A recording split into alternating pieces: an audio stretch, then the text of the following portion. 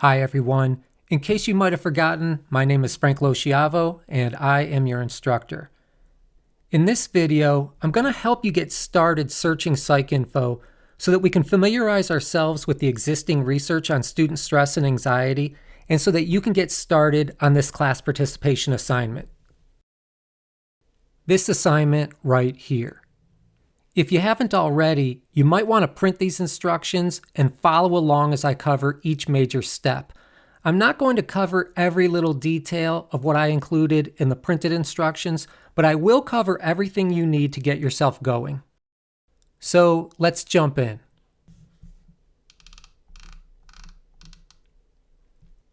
All right, let me begin by showing you how to connect to PsycINFO. Go ahead and fire up your web browser, and then we're going to conduct a quick Google search. Let's Google Ohio University PsycINFO. It's really one of the easiest ways to find it on Ohio University's website. So go ahead and search for Ohio University PsycINFO. And then go ahead and click on the link that says Psychology Article Databases.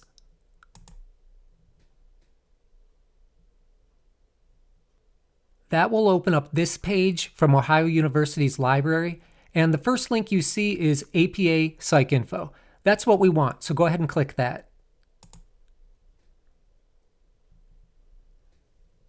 Go ahead and click Connect, and then you'll need to log in using your Ohio University credentials. So I'm going to click on Ohio University, and then because I'm already logged in, PsycINFO opens up. PsycINFO is a comprehensive database of psychology-related research, and it has articles back from over 100 years ago. It is a great resource for finding research that's been conducted and published already. For most of you, using PsycINFO is going to be enough, but some of you might want to use another database as well, and let me just show you real quickly how easy that is to include other databases. Right here you can see it says that we are searching APA PsycINFO, but we can choose different databases right here. So I'm going to click on that. And now, just to prove to you that we're using PsycINFO, I'm going to scroll down and you can see right here there's a check mark where it says APA PsycINFO. Well, another database that's good for what we're doing could be ERIC. ERIC is a database just like PsycINFO, but it is for educational research. And we're looking at student stress and student anxiety. So the research that we're doing is really at an intersection between psychology and education. So if at some point you want to search ERIC, you can click on ERIC right there. If I leave that check mark checked as it is, all of the searches that I do will look through PsycINFO and ERIC. At this point, I just want to use PsycINFO, so I'm going to turn off that check mark. I'm going to scroll back up. I'm going to say OK. And again, I'm just searching PsycINFO. All right, as I mentioned, we're going to be trying to find research about student anxiety and stress. So let's begin a quick search. We're going to start typing in student anxiety and stress. And you can see that PsycINFO is already suggesting that that's a good search phrase for us. So that's what I'm going to use. Student anxiety and stress. You can make these searches as simple or as complicated as you want them to be. And at this point, there's really no need for us to make it very complicated. So we're able to do a search just like this. But let me show you, we could select those search terms or that search phrase in maybe the title of an article, or we might want to search for a particular author. Sometimes I do keyword searches. There are lots of different options we can use. But if I do not select anything for any of these fields, it's just going to do a basic search for us, looking for that phrase. And for right now, that's fine. That's all we need. So according to our basic instructions, that brings us to about right here. After we've entered that search phrase, go ahead and click Search. Okay, I'm going to go ahead and click Search. Down here, you see all of the different search results. So what it's finding is journal articles. It's finding a dissertation here. It's finding a lot of stuff. In fact, there are over 1,300 different hits.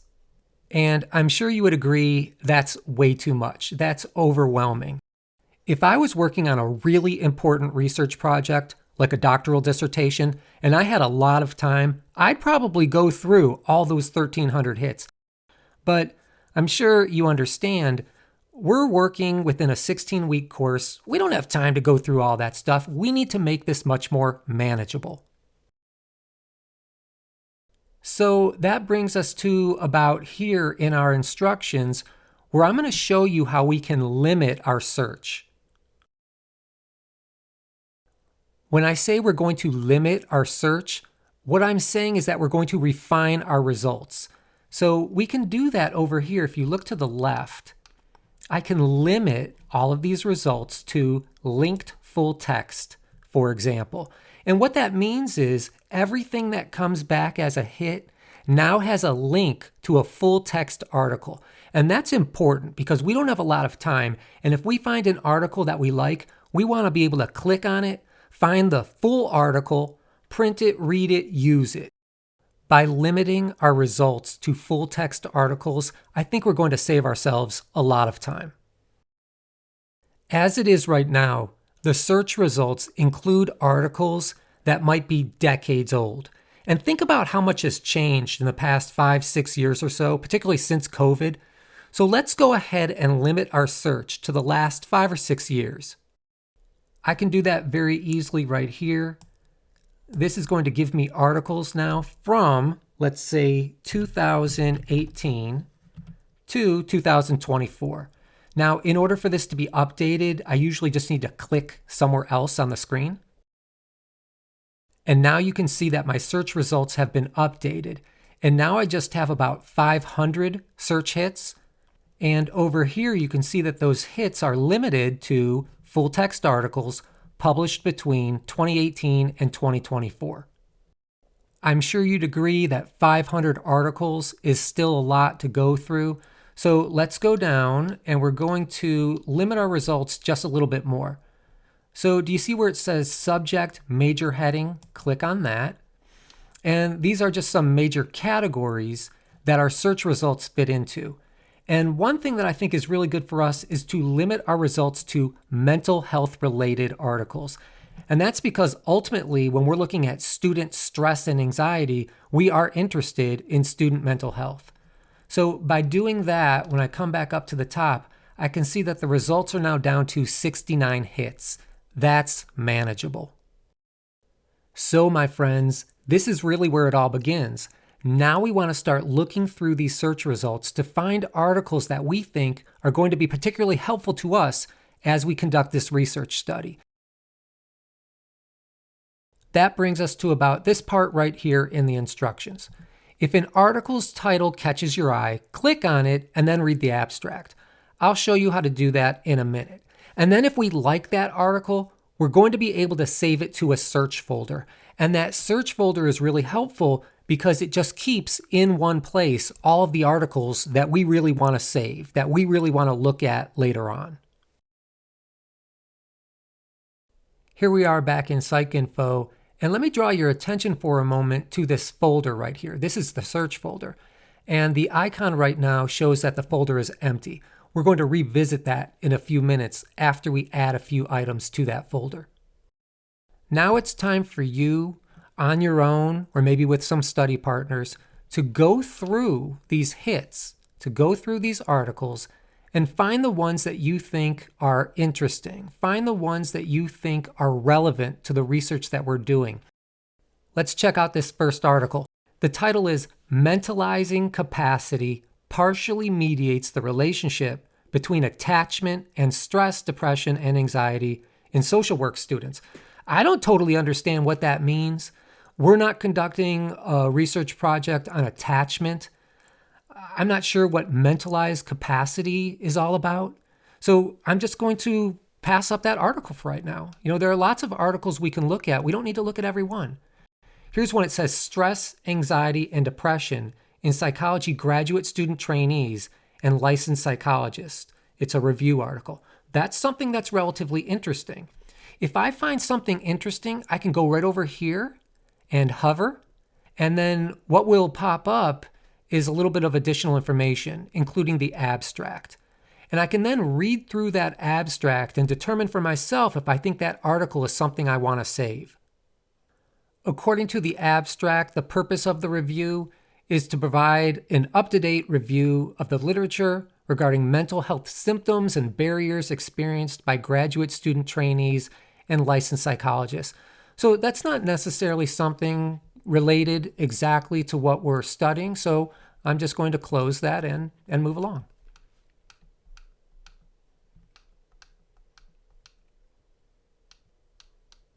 As I scroll down just a little bit further, I see this article. It says, I'm going to feel stressed, but I know how to handle it. So I'm going to take a look at that abstract and see what it says.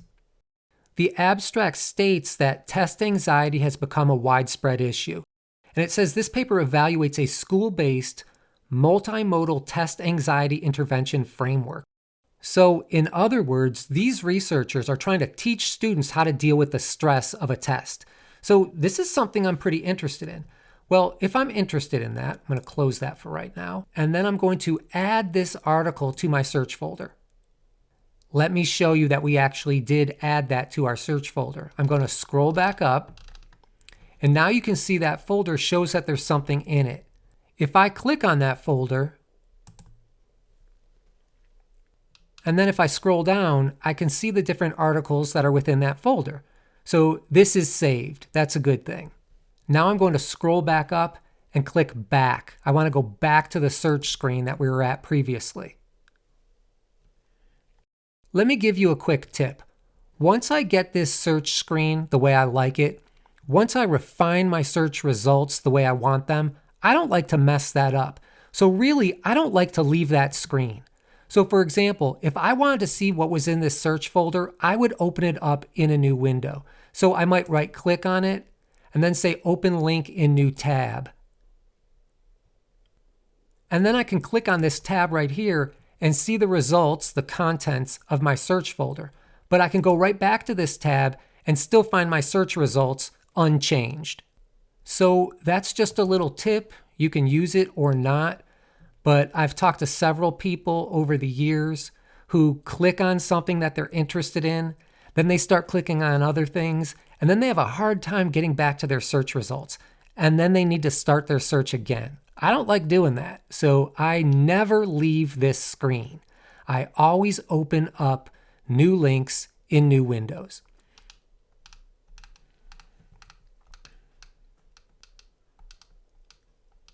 As I scroll down a little bit farther, this article catches my attention. The title is Prevalence of Depression, Anxiety, and Stress in Undergraduate Dietetics Students. Well, this looks like a relatively simple article, and that's what I'm really trying to focus on because you guys are novice researchers. You want to start with some articles that are relatively straightforward. We understand all of the terms in that title. And it looks like these researchers are doing the same type of study that we're interested in. We will focus on a different population of students. These researchers focused on dietetic students, but it makes a lot of sense to read about what they did because we're going to be doing something very similar. So let's go over here, hover, and then we can get a little bit more information from the abstract. The objective, it says, is to understand the mental health and stressors of current nutrition and dietetics students. And then it talks about the design and the methods that they used. This is something that I'm interested in. So I'm going to go ahead and close that window, and then I'm going to add this article to my search folder. Let's continue scrolling. Check this one out.